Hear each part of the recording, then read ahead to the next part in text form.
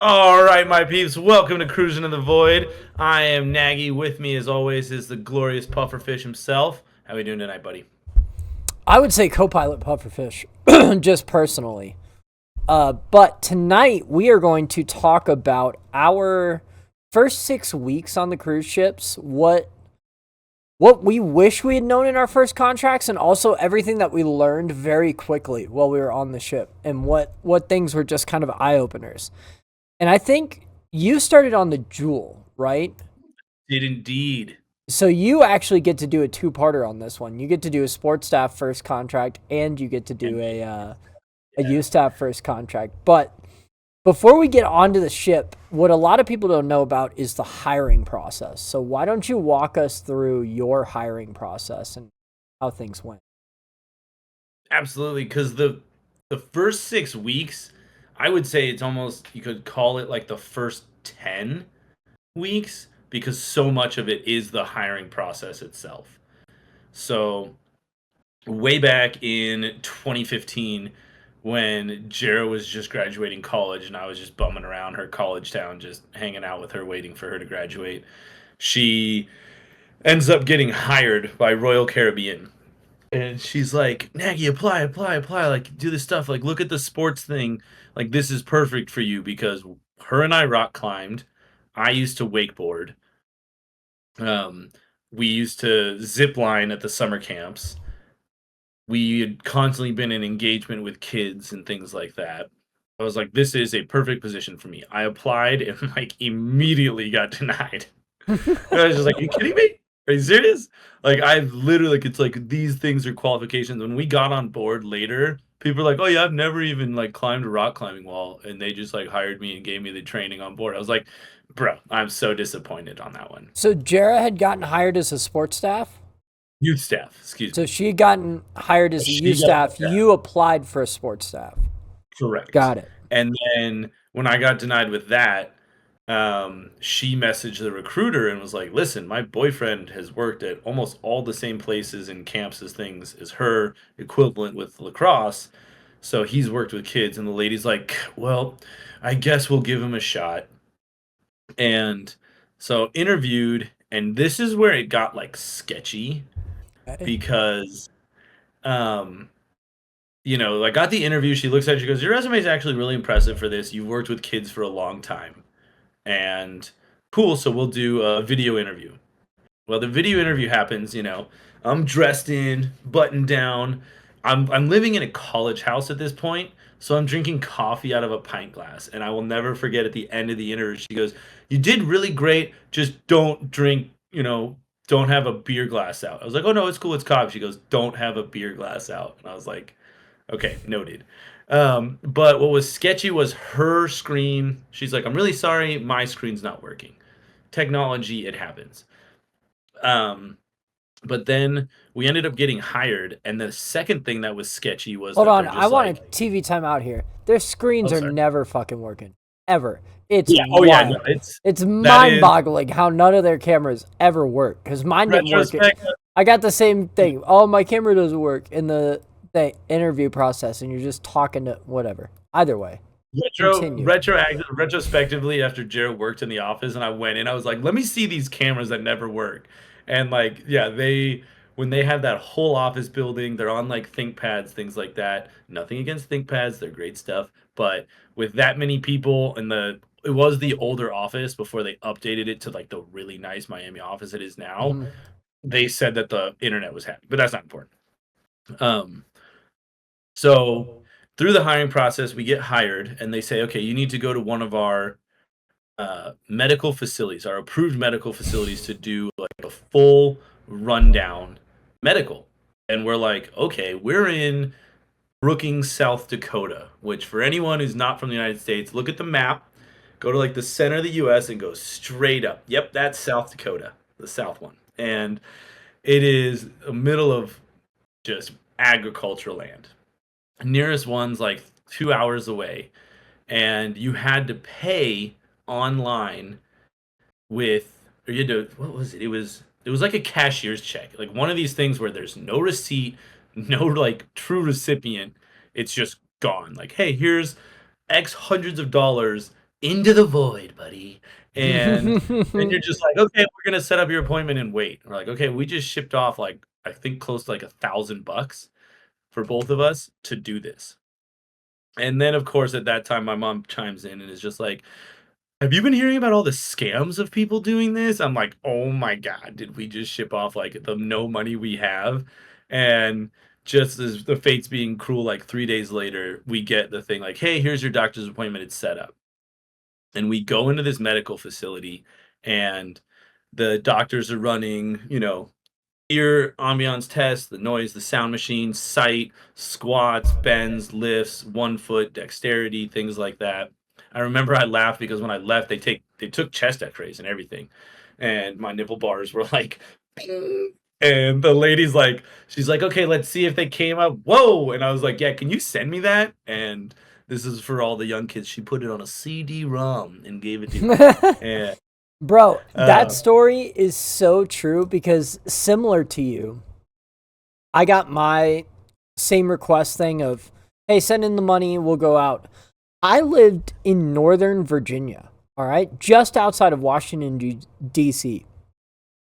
These mother fluffers made me drive to like a minute clinic in Baltimore to yeah, get my medical done, which was exactly like you. I mean, it wasn't like a very high tier facility.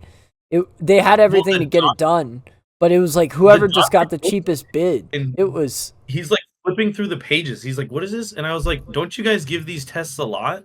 Like, this is a Royal Caribbean approved thing." And he's like, "I've never seen this before." I'm like, "Awesome!"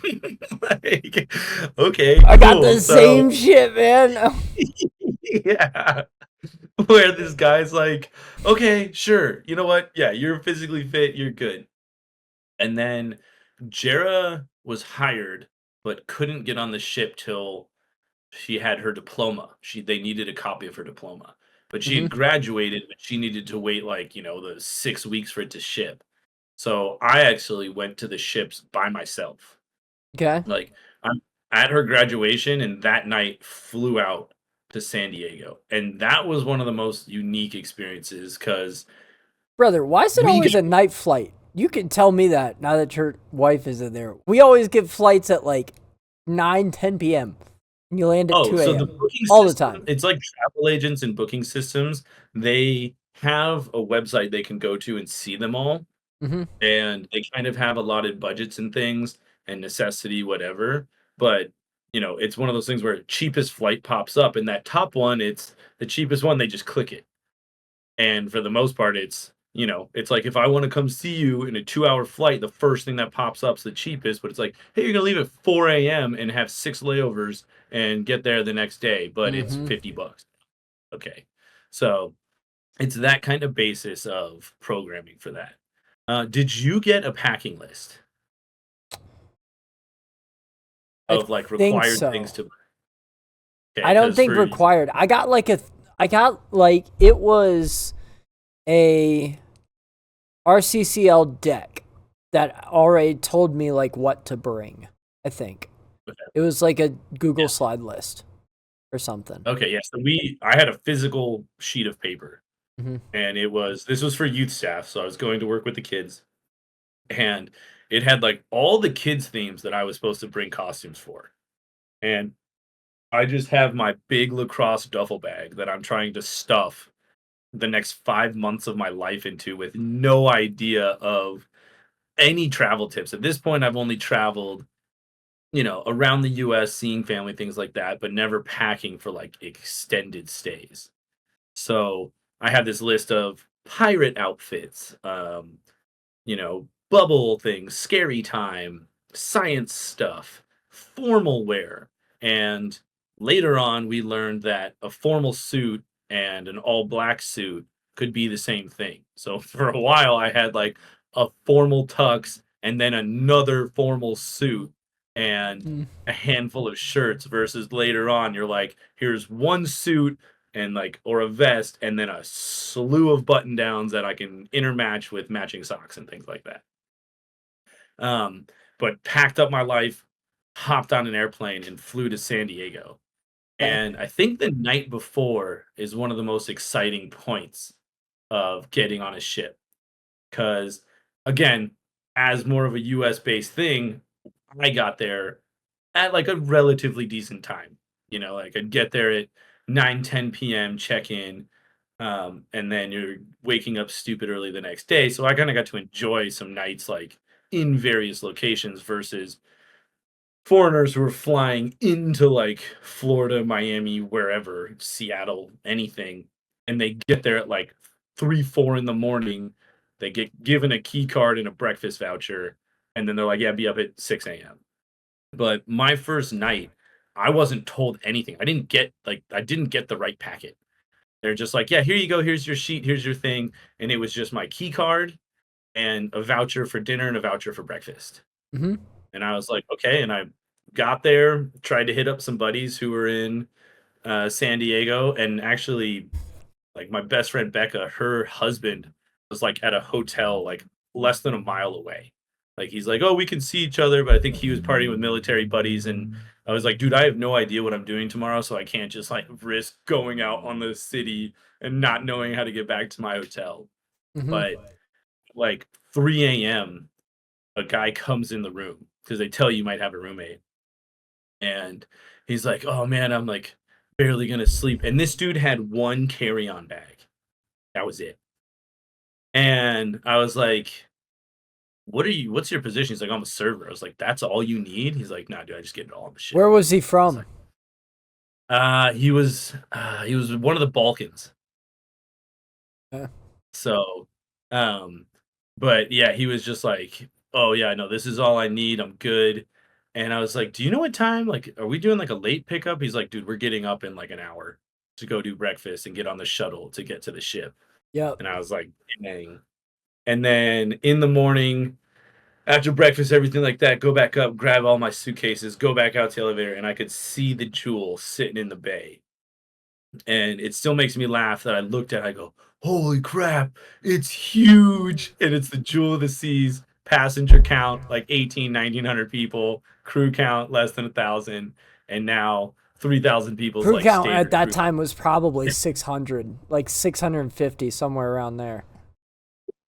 Yeah, I mean it was no, it was still like around 8, but it was I remember just again, I was blown away. It's my first I'd been on cruises before, but I was like a young teenager kind of thing, so Hmm. you don't really grasp the size of it. And then, yeah, like you get on the ship and it is just a whirlwind of that's a lie. You're not even on the ship yet. It is a whirlwind of crew getting hustled to barricades and back doors and slammed in with like another 100, again, smaller ship, like 100 bodies of all departments. And then you're just like hurrying up and waiting, getting in line, having all your documents. And the documents, they are super serious about those. Like, I remember there was a Oh guy, there's man. another with an expired medical, and or like it was the wrong thing, and they sent him home, like right there. Yeah. And he ended up coming back to the ship like a month later, but they're like, "Yo, you do not have the right documentation. Like, sorry, I bud." remember And finally, HR giving me shit one time. I think it was like my fill contract, but I showed up and I had copies of everything. I didn't have the originals. oh, And he was like, "You got to have the originals of everything." I was like, "Dude, they're all copies." And plus I took your guys's healthcare renewal or whatever cuz we could do that on the ship. Like it should be in the computer system. Like these are the copies. He's like, "Well, where are the your originals?" HR made these. Yeah. And he's like, "Well, where are the originals?" And I was like, "At home." And he goes, "Well, they're safer with you." I'm like, "No, they're not. We're going in the middle of what are you talking about? If this bag gets lost tomorrow, I just lost all those documents. So here's Yeah, the copy, pal. Quit giving me yeah. shit." So yes, I think they being are being very a U.S. strict about them. citizen was also very like a very nice Hmm. slip in of having that stuff. And we get on the ship and they're all taking the passports. And I actually signed on with the new Adventure Ocean manager. Hmm. And she was from Canada. She had just gotten stepped up and she was going through and she like literally grabbed my passport back from security. And they're like, "Hey, what are you doing?" She's like, "He is an American citizen. You cannot legally take his Yep. passport. And I was just like, ooh, cool. Like, Yeah. I don't want to cause any trouble, but the back of my brain's like, oh, is that some cool power we've got? Like, nice. But um, I had a very similar yeah, thought when they did the same thing to me. They didn't yeah, like do that, but they handed it back. And I had everybody in the crew line looking at me like, "What? Why is he getting yeah. his back?" So when all foreigners and things like that get on cruise ships, they take their passport and give them an I-95, which is a document that says it's like a working travel visa that they can go in and out of the states. They use it just like you'd use a passport, but it's to negate people jumping the ship and Hmm. trying to get into countries illegally. Um, Which happened so all the time.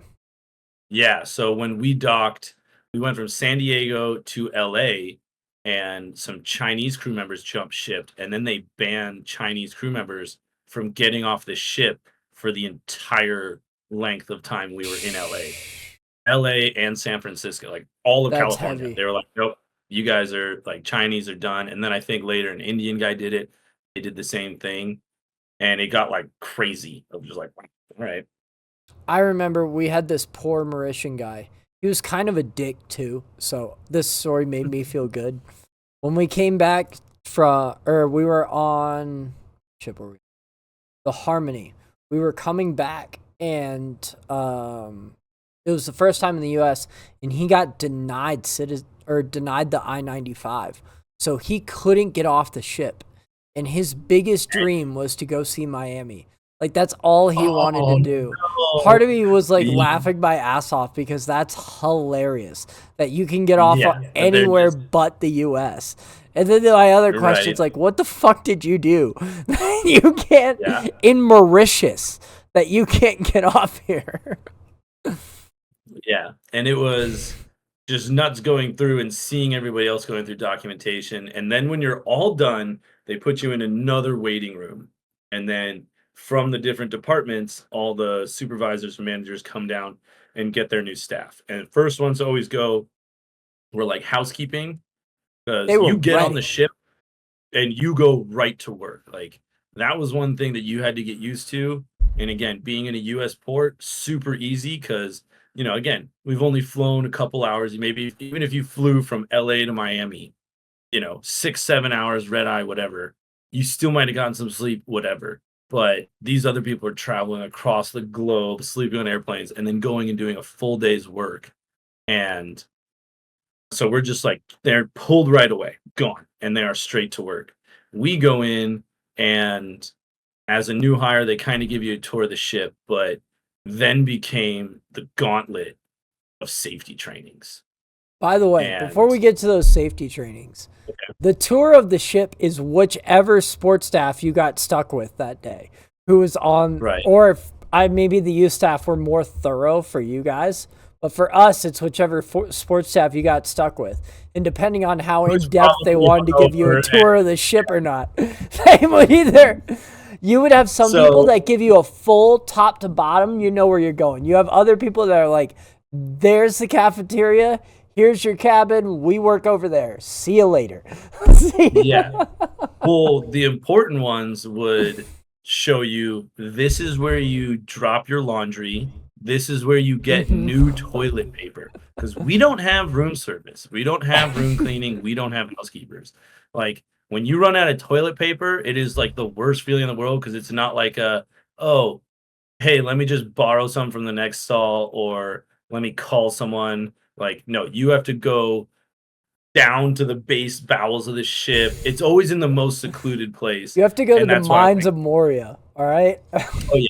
You were saying, "Excuse me," to the Balrog and grabbing the toilet paper and dropping off your linens and grabbing new linens. And the good ones would show you where that one is, like, toilet paper, linens, mess, cabin, work. But since I signed on with the manager, she gave me a pretty extensive shit. But dude, it's so overwhelming that You never you're remember in the any of it. You never no. remember. She like and the good ones, especially when, like, you're first time on the ship, they go, "That is the front of the ship. That is the back of the ship." Like, we work at the front or the back, like, that's all you need to know, like, works that way, your cabin's the other way. that is step one of just orientating yourself with four walls, no windows, like light. So yeah, got the tour of the ship, and then yeah, you just get right to a little bit of work, kind of observing, and then just the trainings, man. And it is, I think it's 16 trainings for new hires. So I want you to, before you get into all the trainings, I want you to walk us more through your first day. So you go through, they walked you around, they showed you everywhere. They took you to your cabin, you dropped everything off. Did they tell you like to be at training at a specific time? Did they give you a package of anything, or like what Yeah, what so you else get your came with it? you get your sign-on packet, Okay. and that's all the things you need to do. You do like a room inspection, you get a little bit to maybe shower, put on your uniform, and then it's a small outline of what you're going to be doing, like trainings 1, 2, 3, lunch, you know, break of whatever, where your manager would, um, Megan would be like, "Hey, I'm gonna come back and grab you. You're gonna come up and observe for a bit. Then at this time, you're gonna go back to your trainings and Okay. blah blah. Then dinner, then that." And you Hmm. basically had a breakdown of the week. But then once you were kind of in trainings, it was sort of like, okay, we just finished trainings. We're done. Go get food. Be back here, or you're done for the night. Enjoy yourselves. Go back, or we'll be back here at like 8 a.m. Like So it was a very structured. okay. Okay.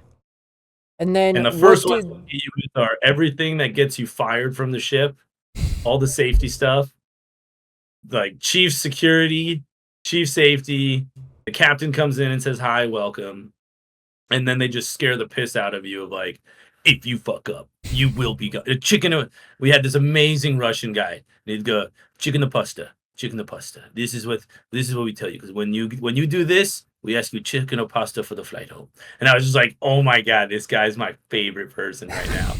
And so they hit you with all the rules, and basically it's, not allowed to sleep with the guests, no fighting with the guests, um, alcohol consumption, which I think we've talked about. You're allowed to have drinks, but they always say overconsumption is a great way to choose chicken or pasta because you are on duty always. You mess up, you're gone. And he even said that there was a cast member that fell down the stairs and that morning got sent home, like was just fired in the middle of his contract.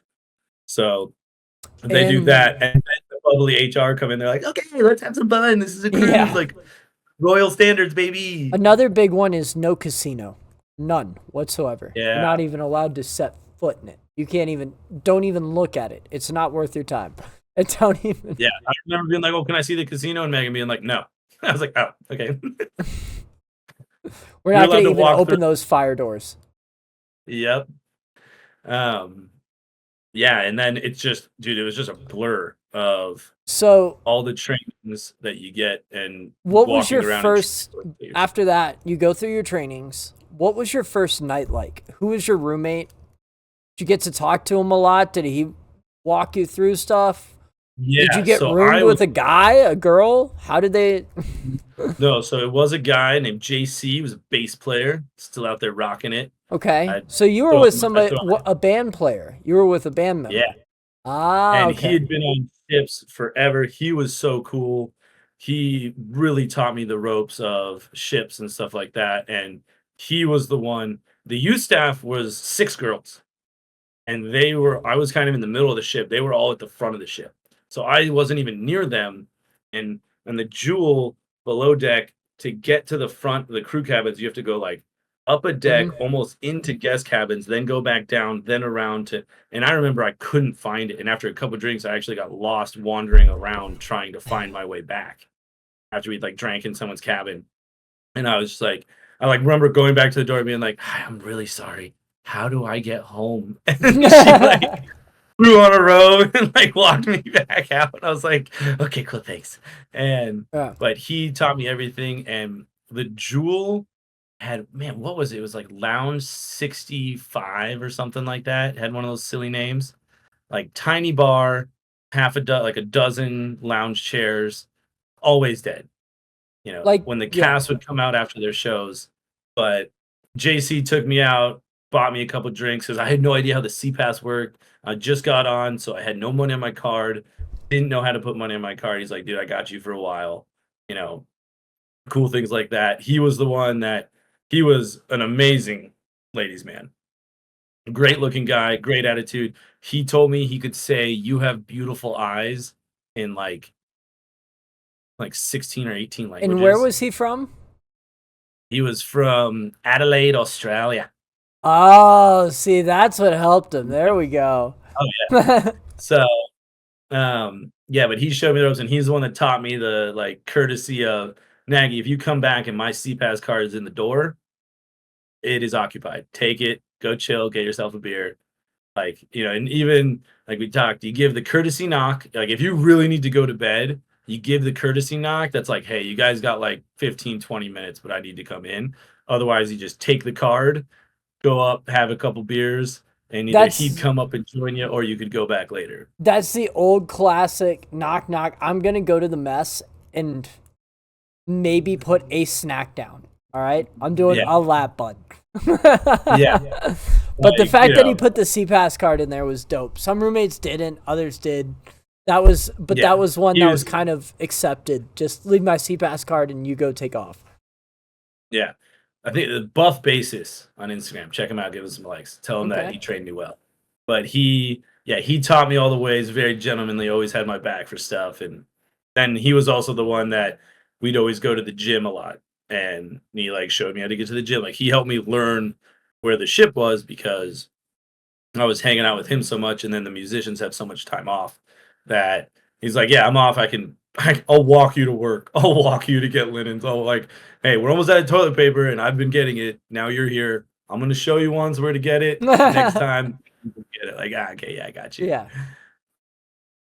And Did you then, talk me through your youth staff training specifically? Because those had to have been drastically more intensive than sports staff ones. yeah, so that one, the youth staff, it's again, those are the saints of all ships. They are the hardest workers where you do all the safety trainings. Then I had another series of trainings as a youth staff, and those are always done in the facility in Adventure Ocean of checking kids in and out. Like someone's always manning the door because if a kid walks out, anyone in that room is fired. No questions asked.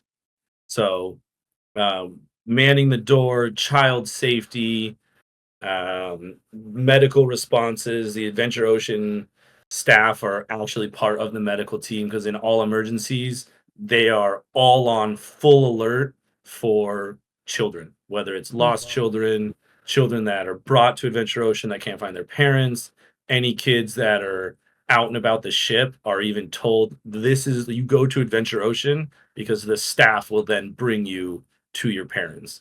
And a Mm-hmm. lot of sports staff, I'm sure you remember, were like, your emergency response is to go to Adventure Ocean and assist with like the nursery to help carry babies or to help in like, hey, Chris, here's two teenagers going to B6. Goodbye. And like you would bring those kids down. Like everyone is assisting them.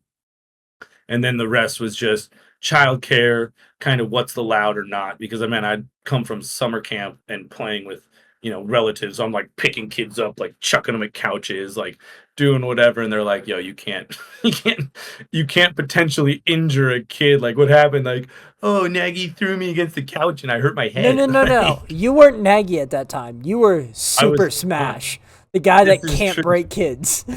All Adventure Ocean staff are given nicknames, and it's not you can't walk in and be like, "Oh, I'm Nagy, I'm Cat." Like on sports staff, I was like, I always had my top knot, so I called myself Captain Pineapple.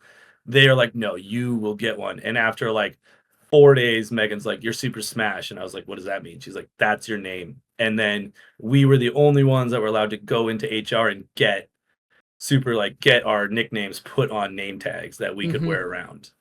And I think the biggest compliment was walking around when it was back in the day of the bright yellow shirts. I've got one left, and they're these vibrant yellow shirts, and I miss them in most youth staff.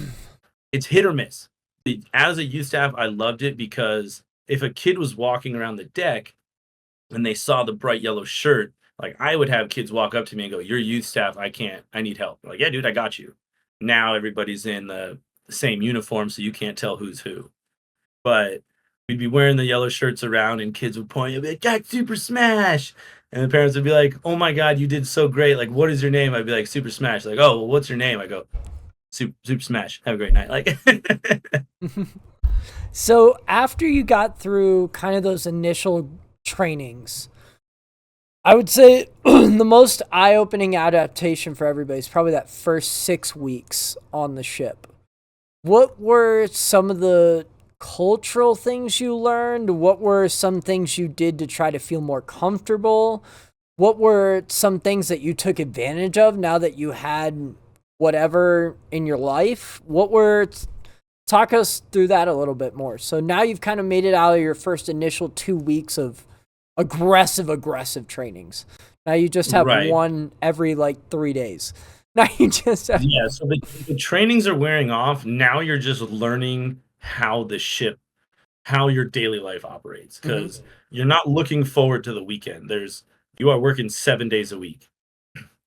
You might be looking forward to a port, but I had no idea what we were doing. I was still learning it, and I wasn't at the point where I was looking ahead. People check crew manifests, you can find all this information. I Mhm. was just looking at the cruise compass, like, where are we going? Oh, this is only today. Cool. Then I'm only Yeah. worried about today.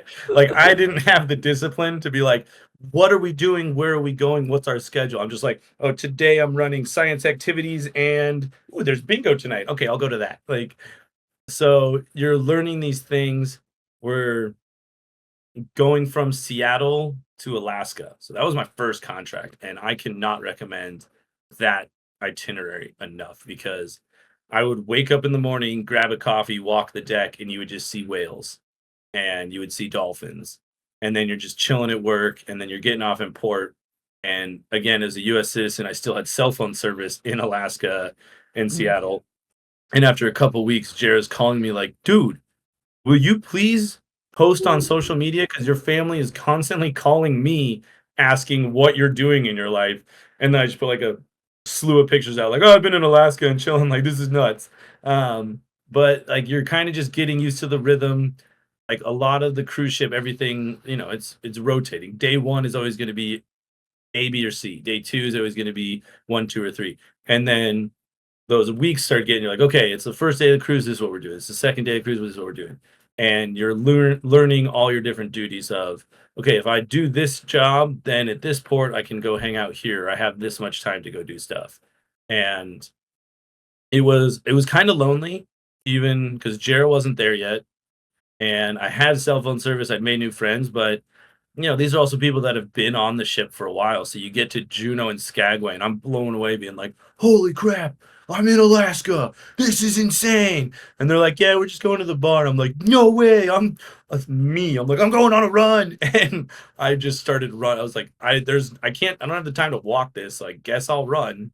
And started jogging around Skagway, things like that. Found Lower Dewey, found some hiking trails, found some new spots, tried to get a little bit of And trinkets here and you also are nervous about the time you have getting back to the ship because you haven't mastered oh, the make it back, yeah. shower, be to work. You haven't mastered, bro. Once I get through security, all I need is 13 7 minutes minutes. tops. Yeah. Tops. Like 7 minutes with a shower, 13 or without a shower, 13 minutes with the shower. No, yeah, like we had 3 hours and after 30 minutes I'm like, "Do I have enough time? Where am I? Where's the ship? Okay, I don't know if I have." Like, Yeah. like again, I don't know anyone, but I'm like, Those guys look familiar. Okay, they're still here. They're still chilling. Okay, I think I should be okay." And And you like, don't really know I where you're remember going either because it's not like you no, can just, oh, I'm going to walk down this one path where I can see the ship the whole time. I'm gonna walk. yeah, because in Alaska, the docking places are probably a good half mile long of just these huge docks that all the ships dock into. And sometimes you're just walking for 30 minutes to get to like the start of the town and then Mhm. going into town. And yeah, so I remember it being kind of isolating, but also like reflective time to be like, okay, this is my life right now. Like even I was getting retrospective to be like, whoa, okay. Like I think my second time in Juneau, I found my absolute favorite place. It's called the Hangar. It's like a big airplane bar. It overlooks the whole bay. The biplanes and tourist planes land on the water and then taxi in on the water right in front of you. And that's where all the places go out. You can see the ship and got Alaskan amber poured from the tap from the brewery that's a stone's throw away. Just looking at this ship, just being like, "Oh!" Like just all by myself for hours, just being like, "Holy crap, this is my life right now." Like, really wish Jared was here, but still kind of enjoying it like tremendously. Okay. Um, were there any cultural shocks that you learned about as you were going through the ship? Because one thing that, again, I feel like I have to keep repeating to our listeners is Americans are a Yeah, minority. And it, especially being a white guy from America, even lower, right? Like yeah. more often than not, it's chicks. Like I would say most of the American people that I ran into, or black guys, a lot of black guys. I mean, well, it's the cast, it's the dancers, things like Mm-hmm. that. There was a handful. Kyle was in LA. Craig was from somewhere in like the South. Like so it was the singers. Yeah. No one else that I ran into. You didn't have Um, anybody else in the Huge culture entertainment shock. department that was American? Didn't we didn't meet the cruise staff that much because Yeah. the cruise staff were so, there was 4 cruise staff and 7 youth staff. Mm-hmm. So I was the only guy until the last like month of my contract that worked in Adventure Ocean. So I was just a bunch of females. They had known each other. They either had each other in previous contracts. It was Regina, it was Or were Luna. roommates because Yeah, they try to I share had rooms if you're with the same contract or same. yeah. Stacy was with me the whole time, and then like biggest culture shock was just learning about. I mean, I hadn't even heard of most of the people, like the countries, like Trinidad, Tobago. There was a guy, it was a cruise staff. He was the sports staff, sports supervisor. He'd been on that ship forever. And the youth staff used to help. The rock wall was right above the youth staff, the youth like Adventure Ocean. And I used to beg him to be like, "Yo, like it is gorgeous out. Let's open." And it'd be like kind of windy. And he's like, "No, man, we got to close. Too windy." And I was like, "What?" He's like, "You see that up there? When you're up there, it's way too windy." I was like, "Dude, are you kidding me? Please let me climb up there and test it because I need to get out of Adventure Ocean. Like, because Adventure Ocean's inside." And I was like, "I need some physical activities because I'm playing with kids that are 12 years and younger. Like I need some physical engagement besides the gym." And he finally like opened it up and stuff like that. And I'm in Alaska in like barely a wind, like an open windbreaker in my shorts. And he's in bundled up hats and mittens. And he's like, "It's too cold, man." And I'm like, "No, it's not. It is gorgeous out here." But again, he's like, "I'm from Trinidad." And I was like, later on, I'm like, "Oh yeah, it's usually like 90 plus. Like I could see it being cold for you here. Like, but So then, part two to this question for you is when you had your first 6 weeks of a contract as a sports staff, what were some of the things that changed between you staff and sports staff that you had to learn about or was really eye opening that you didn't realize that we did? that was the culture shock. So Adventure Ocean, females, very nurturing, very accepting. I could ask, "Hey, where's this? Hey, can you show me? Hey, do you want to go Hmm. have a beer? Can we?" And everybody was just, "Oh yeah, you're new. Let's show you. Oh, let's do this. Let's do that." The biggest culture shock was going to the English lads, A-type personality, too cool for school. And even The that was all sports lads. staff, the lads, and you're just like, bro, like you walk up and like again, I walk up with this bubbly personality, like, "Hey guys, we're gonna be coworkers now. I'm Nagy from sports, or I'm Nagy. Like, what's going on?" And they're like, "Hey mate, why don't you dial that down?" And you're like, "What?" Like, we're gonna be stuck together for months. We should be best friends or avoid each other at all costs. And they would choose the avoid each other at all costs. Like the culture shock of learning how the rest of the world perceives Americans as loonies because when they walk around like, "Hey, how you going?" Like, "Mind your own fucking business, American." Like, "Okay, sorry, bud." Everybody Like, wants to just go about their day and get the job done. yeah, Like, and, like, especially because, cruise ships, I wake up and I am just bubbly, more bubbly than a bottle of champagne at 7:30 in the morning, and everybody else that's been on the ship for months is just like, "Who the fuck are you? Go away with this kind of energy. Hey, you guys want some help setting up? I can help you with that. Where do you want me to put the towels? Can I turn on the floor? Should we jump on here to see if it works yet?" And they're just like, "Hey, But man." there's no guests in line. You don't need to bring that here today. Sip on your coffee, hang up the harnesses, right? Yeah. That's it. Nope. "Hey, the Nope. harnesses are hung up. You want me to help you with that?" Hey, Nope. no. Just stand over there, tell them that they need to sign the waiver. Okay? And, like, I remember popping into the changing room. That was the I'd pop in conversation. the changing room. Yeah, and, like, I'd go do stuff, pop in the changing room, and be like, "What are you guys all doing in here? We should be hanging out, seeing if anybody wants to go." And everybody's like, "No, we don't open for another, like, 8 minutes. Just chill." And I'm like, "But should we start getting people in line? Should we do it?" And they're just like, "Bro, go away." And not that we didn't want to work. It was just like once you punch in, you punch out. All right? What's because you learned this as I'm sure with your sports staff time is like the guests get conditioned to you. So if you keep opening the flow rider at 7:45 and 7:45 and I open it at 8, which it says on the cruise compass, I'm going to get a bad comment because I opened it at 8, which is according to the cruise compass. Right. Hey, that other guy lets us ride early. Like, cool. I'm not him. Go like. Yeah. And I mean, the one thing I like to say is I didn't lose. Only periodically would I really lose that enthusiasm because I loved being turned on for all of work. It was the job. And yeah, there's times you get run down, the times where the guests are like, you're getting the boards and you're like, "Oh, dude, I forgot my coffee and water. Okay, I've got 3 minutes." And the guy's like already standing at the top of the floor, like, "Hey man, you gonna open this or not?" And you're like, "Yeah, I just forgot my water." He's like, "Okay, well, clock's ticking." And you're like, "I've got 4 minutes. Relax." Like, Whereas I'm getting so I can stand here for hours. You're trying to just go for your 2 minutes. Like, give me my 2 minutes. yeah, give me my 2 minutes to put my monster because I can't have it out in the can into the fucking coffee cup that's going to get absolutely soaked and destroyed by your lard ass and then go through my morning. But the other thing I is need like the lid for my coffee because I know you're gonna fall into it. So yeah. just give me a sec. The other thing is sports staff are very punctual and very how-to because a lot of our job is that. Like when you're making sure somebody's harness is right before you send them over a zip line 180 feet above the floor, you've got to be very matter of fact of everything's good to go.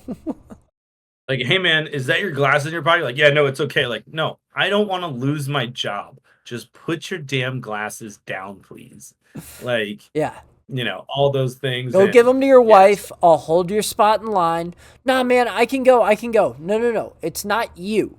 It's them down there. If that falls on somebody's head and then cuts them, splits them open, God forbid, does any damage to their eyes because they're looking up, I'm in trouble. Back it up. Yeah. So, like that kind of stuff, the customer service aspect is a different animal, but getting the flack from the crew was the biggest culture shock thing. And What do you then mean? I very aggressively learned that Russians do not take jokes very well. My first contract, because Regina was from Russia and the bartender was from Russia. So anytime I went to the bar with her, you order your glass of wine, they give you a glass of wine. But when we go with her, you'd get like the glass of wine. Or if she's like, "Hey, Nagy wants vodka soda," it would be like a vodka with some soda kind of thrown at it. And I remember after a couple, I was like, "Hey, how do you say bitch in Russian?" She's like, "Suka." I was like, "Okay." And I go over, I was like, "Get me a drink, Suka." And he literally was making a drink for someone else, puts it down. And he's like, he was this huge dude. And he's just like, "Come here." And I'm like, "Yeah, what's up, buddy?" And he's like, "You never say this to me." And I was just like, just stomach drop, asshole tighten, like, oops. Like, That's the sorry, man, it was first time a you've joke. looked into the eyes of a predator. That's the first. Yeah. Just like, okay, we're gonna write down Russians do not take jokes from foreigners well. Like, you know what? I'm just gonna underline that a couple times. So it was just the different ones of learning those things. The smoking lounge on the Jewel is way different than the smoking deck we talked about Oasis class. Okay. So Oasis class we talked about was up top. The smoking room was a room, like it was a bar fully closed in. And to get into it is like Midwest style mud rooms where there's like a door, crazy amounts of like scented fans that like they would pull smoke smell out of your clothes. And you'd go in and it was just like a hot box room of everybody chain smoking. Um, First Jamaican, that's where they would host like the crew parties. First Jamaican, uh, man, it was like one of those clap parties or whatever, where like I'd never seen the dudes like plastered on the wall and chicks like upside down. Like grinding and twerking was not a thing yet. But the Jamaicans have been doing that for generations. Oh, And it's if you here's what I wish every man gets one time to experience. You are plastered up against a wall, holding a woman's weight up with your body. Like that's the only option you're doing. And she gets to do whatever she wants. Your job is to make sure her hips don't hit the floor. That's all you got. yeah, but I No. would say if you're not even holding her weight up, you're just making sure she doesn't go down, but like her feet would Are be on on the the sides wall. and she is just battering this guy. And I was just like, I just needed a beer. What is going on here? And I'm just watching all this go down, and they are just raging. And JC was just like, yeah, this is, I can't remember the name of the parties that they would call them, but just these crazy ragers of just, and again, just watching it. I couldn't be in there too long because I couldn't stand the smoke smell. And so I'd go in there, observe for a little bit, be like, "Oh, you want to play some pool?" And Jason would be like, "No, that pool table is another dance floor right now. Like, no one is gonna let you like rack anything. Like, grab a beer, let's get out of here." I was like, "Okay, cool." So those small things, it wasn't culture shock. It was actually just learning about other cultures. Like, not white line dances. There's no cha-cha slide being played there. It is true true dances besides the twerking stuff, like other people are doing real dances, dancing together, all kinds of things. You're like, oh, the world's pretty damn big, man. There you go. Yeah. So that was my first encounter with Eastern Europeans, and then the rest was sports staff, just being like, "Oh yeah, these guys are all kind of just grumpy, so I'm just gonna keep doing me." And that was a lot easier than finding someone like you, like, "Okay, cool, I'm not crazy here. Fish, you want to do nuts stuff?" Like, yeah, like Fish, no one's in line for the floor ride. You want to ride? You'd be like, "Absolutely not!" But I will stand here and you go get wet because you don't realize that you're gonna be wet for the whole day now. But you go knock yourself out, and then at lunch, like You Maggie, how don't you doing? Like, realize that oh, this 3 hour wet. shift is just starting and you are about to get drenched. And I already have my wetsuit on because it's 64 degrees out. Have Yeah. fun. Yeah, and I was just I think it only took me 1 week as sports staff to go out and get a huge tub of Vaseline and a giant bottle of, talcum powder because it was just like, you're at lunch, like, "Okay, flow rider in the morning was a bad decision. I can't even let the insides of my legs touch my shorts. Like, this is terrible." And your skin's just so dried out. Like, I mean, I lotion up. You gotta keep that elasticity yeah, but going. I'm saying But in general, the first few weeks of it, just getting back yeah. to it, your ankles are like Oh, just I fish didn't have scales. hair mid-shin down for 5 years. And I was like, I remember girls being like, "Nagy, why are the bottoms of your legs so smooth?" I'd be like, "Because the water's 40-mile-an-hour water's ripping it out for 2, 3 hours a day, if not more, when I switch shifts with people." Depending on when you have lessons too.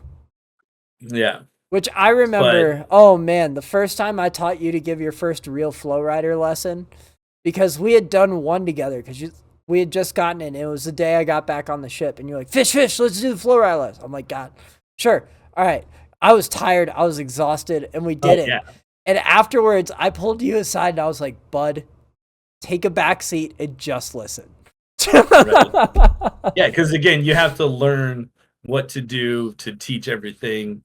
Well, And because you were then so used to teaching your friends and other crew members, but teaching guests is a completely different story because you have to remember you're going to get these people for an hour. So you have to make the experience as fun as possible for an hour. I could give two the whole shits if time. you know how to stand up by the end of it, as long as everybody's smiling and mom got as many pictures as she needed to be on the Christmas card, you know? Oh yeah. Which is just a different rhythm. Yeah. But I think my favorite training, we did it on the Jewel the most, was the fire. Did you get to play with the hose? So they have on the mooring deck where all the big giant ropes anchor the ship. They have the big holes that the ropes go out, and they had one painted like a giant fire. And so they would uncoil the hose and they would teach you this is how you hold it, this is how you turn it on. Person behind you, this is how you brace them, this is how you hold the hose. And they would say, like, okay, put out that fire. And they like go around it, hit the base, hit the top a little bit, then just blast everything. So you just get to play with it, blah blah. And that big Russian guy who was chief safety was there was the shop girl who is this tiny little 90-pound girl, and the shore excursions girl who is Swedish. And they were like messing with it. They were like, "Well, you hold it, and he's like, one of you hold it, and he like grabbed it and twisted it, and it blasted both of them like with because when you first open a fire hose, it's super wide, and then the more you open it's just like a garden hose, then it kind of gets fine.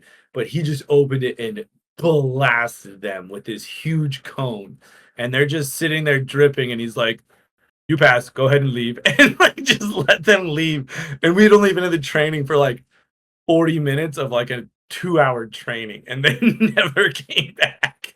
And it was just like, all right, this place is pretty That's cool, but awesome. they teach you how to do it, and it was nuts seeing all the different cultures who had never done something like that. You know, I mean, I don't know if it might be more of an American thing. We play with garden hoses. You kind of get the okay. Here's a cone. Here's a jet. Here's in between. Here's like a cone with jet. Like you're playing with that stuff. Some of these guys like turn it to the left, right? No, turn it to the left, right? Like nope, and then this thing's just like blasting them all around, and so it's yeah, those were the fun times of learning all of it, but then the rest is just you're sitting in classrooms doing like learning crowd management and emergency situations. Those ones were the most intense and intensely boring of like a 2-hour class on, hey, this is why all ship doors now open out in emergencies because in this situation on ships and land when people were crushed against doors, or here's how to avoid that, and here's, you know, de-escalating situations and stuff like that. Those were the intense trainings that you can get into with them. And then you go from that intense situation of like, here's times that ships have caught on fire, here's ones where people have died. Now go back up to work and put a smile on your face and teach someone to use the zip line. And you're like, my emotions. That's so true. All right, so you'd mentioned that you kind of had a similar sketchy thing with broken cameras and stuff like that. But getting on your first ship, was the travel the same? And then what was your first couple days like? So I actually the night I fly into Houston, they took us to a hotel out there because the port I was assigned to was Galveston. So I get to the Houston hotel. It's like 3 in the afternoon, and it's February. So I was like, you know what? I'm still training for my Ironman. I got to go for a run. So I go out and just go do a 10-mile run in the heat and come back and eat. I get my voucher and I'm sitting at the bar and I'm just talking to some random lady that's going to flight attendant school or something. And the guy next to me actually never said a word to me, heard me talking to this lady and saying, hey, I'm going to go work on cruise ships, yada, yada. literally right next to me, said nothing to me, ends up being the activities manager on the ship. Didn't say a word to me. But we get on to the same thing in the middle of the night. I had somebody come at like 3 a.m. and he was a bartender from India. And he was giving me the whole rundown because I told him it was my first contract, and he would not stop talking. And I guess if you had just flown in from India and you hadn't probably talked to anybody for fucking 14 hours, and you're all jazzed up, so you're ready to just start yapping. I was like, oh, okay, man. I'm like trying to go back to sleep. We get on the shuttles. It's about an hour and a half of a ride to Galveston, which, man, is a rough port. Well, tell people about the shuttles, because these are not glorious stagecoaches. That's fair. This time, actually, we got it was a stagecoach like shuttle that we took out there, like a Greyhound, because there was enough of us. Did it have the huge trailer? No. That you just check bags in? Oh, so you had we didn't have enough people to do that one. Okay. But when you are going from the airport to the hotel, you get whatever raggedy ass van shows up, and you get to jump in there and ride off. Which, culture shock when you are in Fort Lauderdale for the first time and you have to take all those passenger vans to to Ross, and it's all just Caribbean people that are driving it. There's like 4 kids sitting on the dashboard. Yeah. And you just give them $2 in cash, and that's your ride. Oh, those were horrifying. Different animals of transportation. And at first you're like, what is going on? And halfway through your contract, you're like, yeah, put the kid next to me. Let's go. I need new underwear. Yeah, I've only got an hour, man. Come on. Yeah. So you get through it, and you're letting them play Clash Royale on your phone. So we go to Galveston, which is littered with just like oil rigs everywhere as you're coming out of the port. The other thing is, with it being like a traditional Texas town, when your turnaround day is Sunday, nothing's open. Nothing. Oh. Not a thing. There's tough. Like 2 brunch places in CVS. That's what you get to go shopping for on turnaround day in Galveston. It is not a great. What is a bustling city. Oh yeah, it was nothing, man. So we get on the ship. I get on the Navigator, which is similar to your ship, smaller but a little bit bigger. There was 6 of us total sports staff, and then 2 managers, or a supervisor. I think you got about another 1,000 passengers. Yeah, so 1,000 people. So the guy from the activities manager, his name was Cuddy. Shout out Cuddy. Picks me up, and basically it's like, who's supposed to take you where you're supposed to go? I'm like, but I got no idea. Like, you're looking at me like I'm supposed to know what's going on. He goes, all right, give me your packet with your cabin number on it. We'll walk you there. He can't find my cabin. We're going up and down and up and down. I'm like, what is going on right now?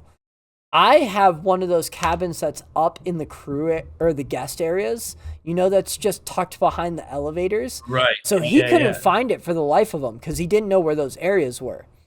And so we ultimately find it. The HR chick, or the, who was not the activities manager, but there was the person that just kind of did all the scheduling for everything and the admin work for the crew staff. That was activities manager.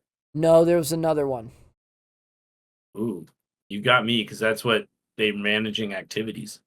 So. No, that's who ended up getting me. And it was a sweet little Asian chick from Korea. And she took me to my room because she lived literally next door. Nice. And so she takes me in there, and I start unloading my bag. And the guy, my roommate Danny, comes in. And Danny, I'm like, hey, man, what's going on? Like, what's the whole spiel to this? And he's like, I don't know, man. It's my first contract, too. I just signed on 2 weeks ago. I'm like, but. So we're both like as lost as could be. He kind of gives me the rundown of what he knows from the 2 weeks, but isn't the most reliable source of anything. I Also a sports staff though. Yes, another sports staff. I ultimately go through my day trainings. I then go up to the meeting for the night where I first meet everybody. And so that meeting, first in comes this little Korean girl, Seya, with just reeks of cigarette smoke and dual wheeling Coronas. And Nice. I'm at the meeting like 15 minutes early because, of course, everybody, I'm like, oh no, which we haven't gotten to the point where you show up to the meeting 2 minutes beforehand. Tops. Right. But I show up 15 minutes early, and then Seya shows up like 5 minutes early, and I'm like, hi, I'm Chris. Nice to meet you. She goes, Seya, you're Rockwall, bitch. And I'm like, oh, okay. Should I write that down? Yeah. So one thing for sports staff is you're pretty much on Rockwall harnessing for the first 2 or 3 weeks. Like, because It's the simplest thing to teach. because it's the easiest thing to do. We can check over everything before you get onto the Rockwall. And also, we don't have time to train you on it because you're stuck in trainings like Nagy was talking about. So when you're finally done with work, like you're eating food and passing out. Yeah. So that's where I ultimately meet everybody. And Seya was just such a polarizing thing by calling me Rockwall bitch from off the jump. And she's a tiny little 5'4" Korean girl, but you know what us sports staff are like. Yeah. There was no fucking around. I was like, oh, yes, ma'am. Yeah. You higher status, like doing everything you're told. Yeah. Same day we get done with it, I have to go downstairs and I meet two other sports staff afterwards, SJ and Byron. And we were building a ping pong table together. SJ from Italy and Byron from Australia? New Zealand? No, Byron from New Zealand. You know Byron. Yeah. It was his first contract too. So if that gives you a timeline. Oh, wow. Yeah, it was before he was iFly. And SJ was from South Africa. He was from, I can't remember if he was Cape Town or Johannesburg, but he was one of those two. And they both had been on the ship probably about 3 months, and they had passed their iFly tests and were waiting to go. They were so excited. And so we go through those first kind of couple weeks, and I remember it just being a lot of learning. I remember the first time I got onto that flow rider, and they were like, good luck, buddy. They kind of gave me tips of how to do it, and I was just flopping off left and right. But once you finally figure out the boogie board, you feel like you're hot shit for a while. But I also remember that first time I met my manager. My manager had like 3 weeks left, and he gave no fucks. When they're done, they are done. And you can attest to this, is it happens to everybody. It's somewhere within that last month. It's either at the 4-week mark, the 2-week mark, 3-week mark, where something just clicks and you're like, fuck it, I don't care.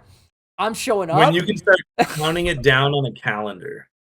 When you're watching that, like you have that sign off date circled and you're like, it's just getting closer and closer. Yep. You just do not care. And you're doing the bare minimum to get by. And it's no shade, because again, you've been on the ship for 9 months, or 6 months if you're a sports manager. What did they do? 6 or 4? 5. They did 5. Okay. And he had a newborn baby at home. He just wanted to get the fuck off this thing, man. Yeah. And to other starting, I was out of Galveston, so we just did our starting route, which, buckle up, was we went to Nassau, then we went to Honduras and Cozumel. That was 1 week. Next week was Grand Caymans. Where else did we go? I think I blacked out because it was not great. And then one more other one. Back to Cozumel the last day. And then back in. So you they got were to hit Cozumel multiple times. We did Cozumel every day. Every day 5 was Cozumel. Every day 5, which was cool. Cozumel was a great port. But Yeah. the Grand Caymans was not great only because it was a ferry to get in there. So you had to take a 30-minute boat ride to go in. And you've been to Honduras. Once, and we weren't Oh, allowed off because I was youth staff. We did the Panama Canal, and everybody's like, I was like, "Yo, we're in Honduras. Let's go get some cigars." And everybody's like, "No, we're not getting off. Like, you will probably get here like mugged or murdered." I remember But why I yeah, blacked out because the other spot was Belize. ooh, Which again was but like a not the good 40-minute Belize. Tinder in. Port side. The cruise port of Belize is not the same as the Belize in the movies and that you fly into No. for vacation. No. Now, what I will say, the Grand Caymans was awesome when you had time to get off. When you had time to take the shuttle in and go do stuff, Grand Caymans was incredible. But when you only had like 3 hours off for the day, you couldn't do anything. You were stuck on the ship. You were stuck just hanging out. And then Belize, nobody really got off. And we had that staff mess, which was a real eye opener to me because when I went to all the other ships, they got rid of it, right? So Yeah. once we moved to the other ships, it was all just kind of on the same mess at that point. Then I remember we were messing with my roommate at one point, and my boss was just messing with him and going, "Hey, man, every 6 weeks they transfer somebody. It's just, that's how the game goes." And they were like, one day he was sitting up on the rock wall and nothing was going on. And my manager comes up and he goes, "Today's the day, Chris." And I was like, "What's that, Pedro?" And he goes, "It's been 6 weeks." And he radios up and he goes, "Hey, Danny, we got your transfer." And he was like, Oh "Oh, no! where am I going? Where am I going? Where am I going?" And my manager goes, "You're going on the Sunset of the Seas," which doesn't exist, by the way, and he doesn't know this. Yeah. He doesn't. "You're going to French Polynesia." He's like, "Woo! Prince Edward Island." And we're like, "Woo!" Which are nowhere near each other. And he doesn't, he's clearly not getting it. And then he was like, "in the Rock of Gibraltar." And he was like, "Wait, what? Gibraltar and French Polynesia? How do you get to those?" And he was like, "Oh, you're just doing a yada yada whatever through Dubai." Nothing ended up coming through. It was hilarious. He was so amped, and everybody was laughing at us when he got out at the meeting the next week, and we were like, "Bud, you're not getting trained back here." Did you, small little thing, did you have any other pranks that people pulled on first contractors? Because the best one was the electricity bill Yep. and fog watch. Fog watch. And Fog watch was so great. fog watch we almost got, but you had to get the bridge involved. But you would tell people, like, "All right, Chris, it's your first month on board. You've been here, you're done with your trainings, but it's your turn for fog watch. And you have to put on your life vest, and the crew have crazy big neon yellow life vests. And they're like, we need you in full uniform. So put on your sports uniform. At 9 o'clock at night, you have to go up to the front of the ship on the helicopter pad and stand out over It the was ship and anytime watch. after dark, specifically. Yeah. Anytime after dark. And yeah, so after dark, and you have to go up there, and they give you a radio, and they go, "This goes to the bridge," and they need to see you the whole time. So don't sit down. You need to be on, like, this is so we don't have another damn Titanic. And you sit up there, and the bridge would radio down and go, "How we looking?" And you're just looking at, like, when you're in Alaska, it could happen. There's clouds, stuff like that. When you're in the Caribbean, there's nothing. It's blank oceans. And obviously, the whole bridge has so many radars and things that I think one guy said on a clear day they can see like 70 miles with their instruments and stuff. And he's like, I don't even need windows. I can drive this ship with just these controls. But you tell a new hire, you have to sit on deck, and they go, "How we looking?" And you go, "No fog." And they're like, and you'd go as long as you could, but we blew it because we started laughing at him too much when he got up to the crew bar in his life vest on with the radio. But the one that we did see was the electricity bill, The where the electricity manager would bill, print that out a was garbage thing. oh, And so like, the first thing is when you're on is your first payday, you tell them about the electric bill. And you don't yep, bring up how to pay it. That's the biggest thing. Is everybody knows when you bring up the electric bill, you have to perpetuate a random ass way to pay it.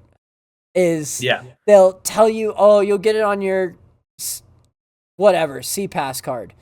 And you don't see anything ever come off your CPass card for an electric bill. And you're like, and they're like, should I go to HR and bring this up? No, man. When you get your salary at C, they take it out of that initial chunk.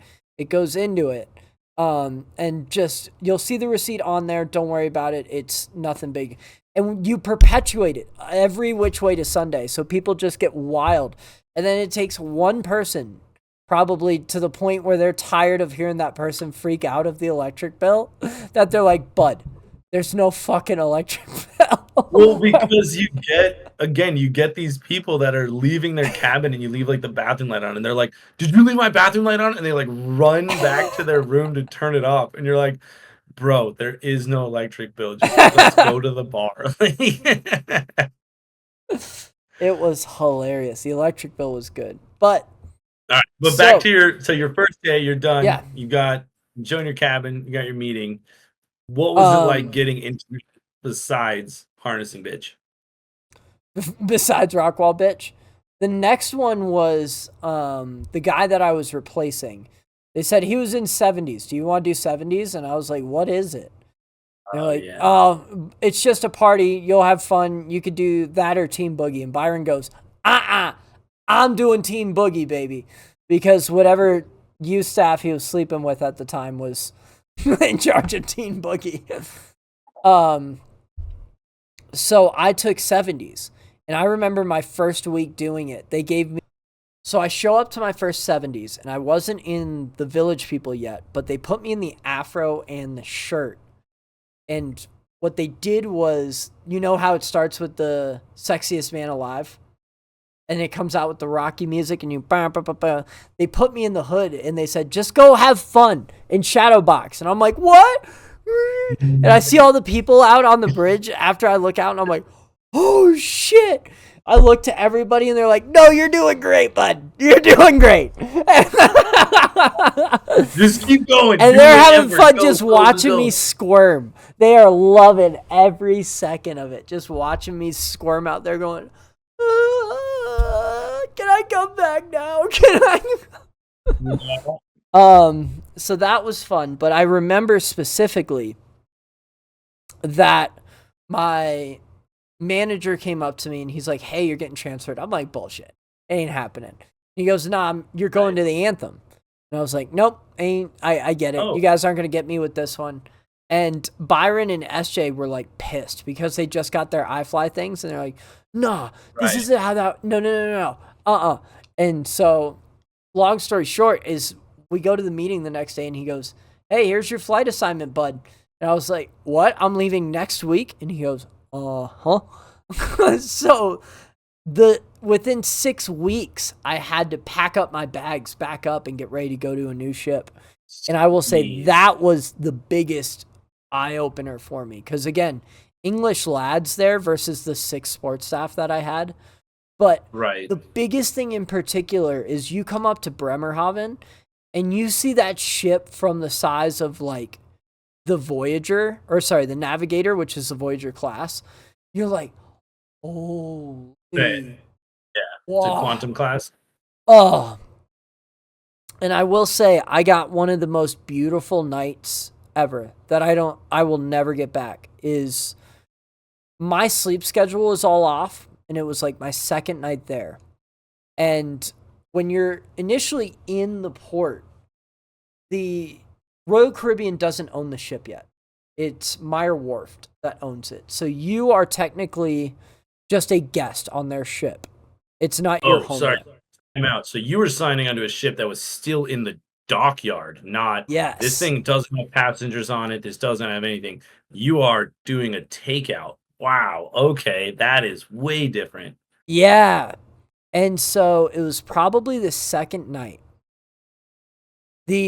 Since they still own it, there's stateroom doors that are wide opening because they're still working on stuff and finalizing it and everything. And it was probably 3 a.m. that I just kind of woke up because my clock was all off and I was trying to get to sleep with them, which was actually like 12 hours earlier than I was actually used to going to bed. And this is really like 2 in the afternoon for me. It was a nightmare trying to shift that over. But I wake up, it's 3 a.m., and I walked that whole ship tip to toe. Wow. I saw 3 people. It was dead silent. I walked it for like 2 hours, dude. It was true ghost ship when magical. You no would crew, see like no guests, no contractors.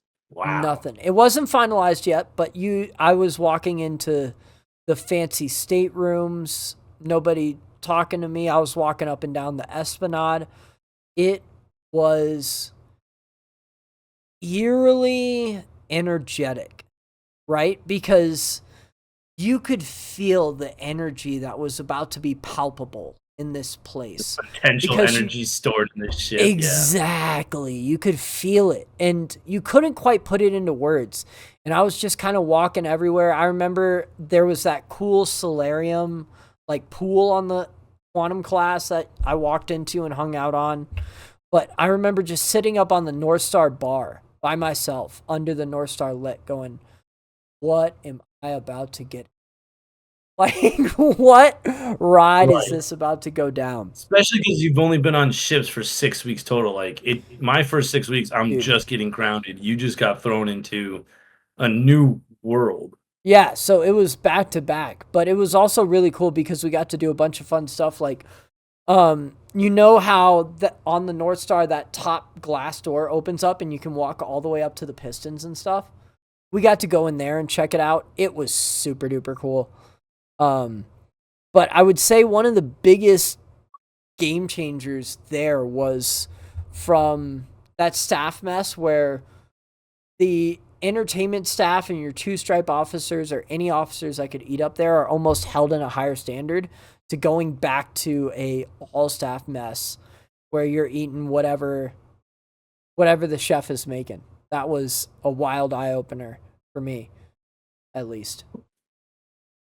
So then you have to get retrained because quantum class is so different from Navigator, Voyager, Oasis. I had done like 4 contracts and then got to quantum class, and I felt like a new hire all over again because everything's so different. Bro, You're getting it was so fun. Yeah. It was awesome. So much fun to get through that training. But I would say the other thing that was really cool is you got to set the culture of a ship, which is one thing that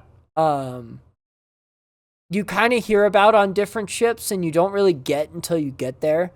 But like, I remember one thing specifically, everybody wanted to work on the Allure. There was not a single person that didn't ever want to work on the Allure of the Seas. That was the one where it was like, stamp my contract, I'm in. Just because there was something about it.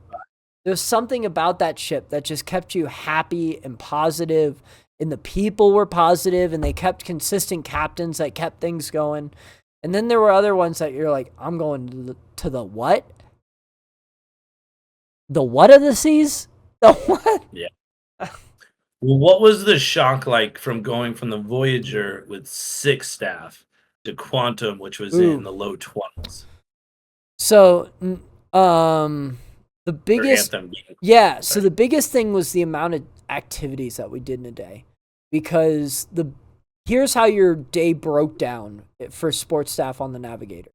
It was the most predictable, easy day. You do flow rider or desk in the morning, or you do rock wall, and then you do rock wall in the afternoon. Those are your 2 activities, and that's how your day went. And then once that was done, we shut everything down for that hour during lunch, and then we came back out. Once that was done at night, you had your nightly duty of doors or whatever, which again, on that ship, we had enough people to cover. So we didn't have to do that often.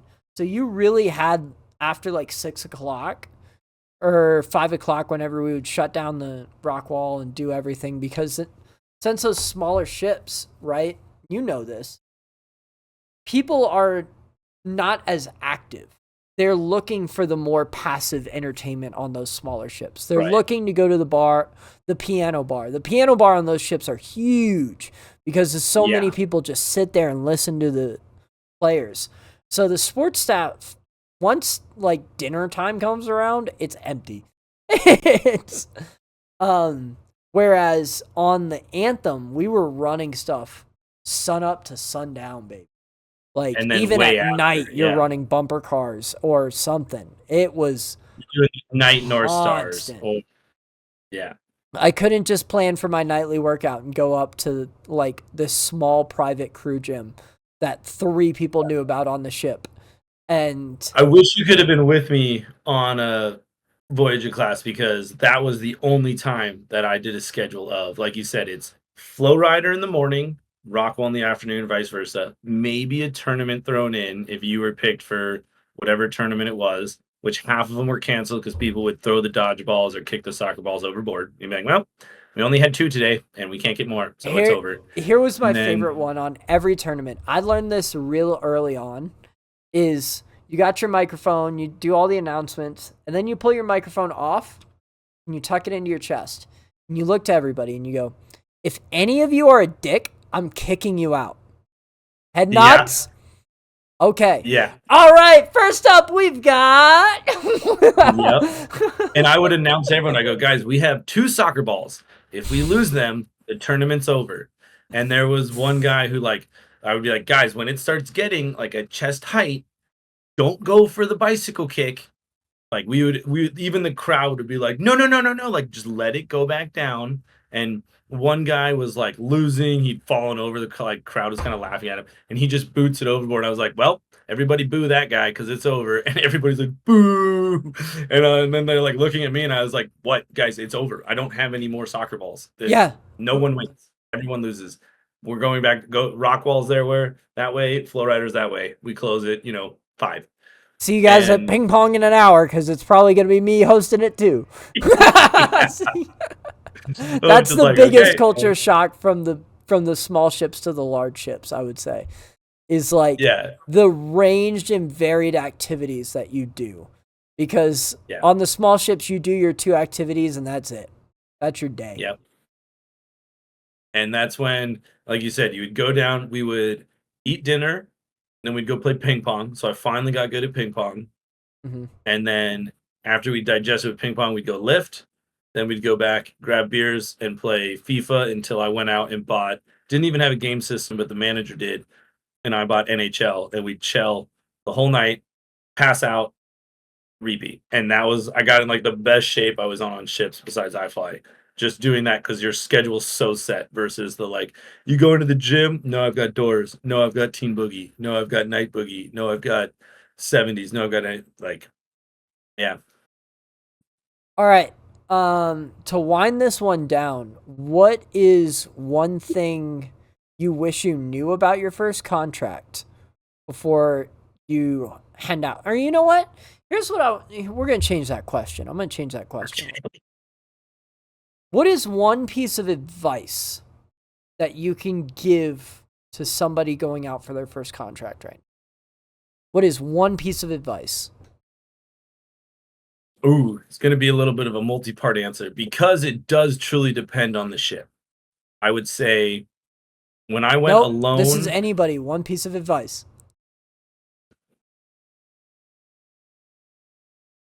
Going out and observing is better than sitting in your cabin and like hiding alone. Because you can go anywhere on the ship and all the crew are always going to be there. Everybody knows you're literally all stuck in the same boat. So you can go out and just sit at the bar and have a beer at a table by yourself and just watch people because you don't know anyone, whether you're an introvert or an extrovert. Me as an extrovert, I tried to go meet people. But there was times where I just wasn't feeling it. I felt super isolated, but I still just went out and just had a beer and just watched because you're all stuck together that you will make friends. Like that is why you became part of the ship, part of the crew, that you're all stuck there. So you can go out and do that. And I remember Believe it or not, even I was scared sometimes. I go lock myself in the cabin. I started going nuts until I was like, screw this. And then just went to the bar and had a beer by myself. And next thing I knew, I was hanging out with a bunch of random people because everybody's like, you having a beer? Have you tried this beer? Or hey, do you want to come learn this? Or do you want to come do that? Or just sit and observe? So it can be super intimidating going into a world that you have no idea about. But going and trying to immerse yourself in all these different cultures is infinitely more rewarding than kind of doing what's comfortable or hiding because you're stuck there anyway. So would you rather be stuck there alone or go at least enjoy a show of an impromptu karaoke or anything like that? Because there's always those things going on, or just taking that time to go and I would stare off the ship just by myself, taking in the majesty of being like, holy crap, this is my job. Like, I'm going to enjoy this as long as possible because it could be scary, but it was one of the most rewarding things. And you get out everything you put into it, even if all you put into it was being a fly on the wall, that it's there. Everyone else is too. So enjoy the ride and just cruise on in. It's beautiful. We'll send them on their way. All right. See you next time, Until buddy. next time, guys.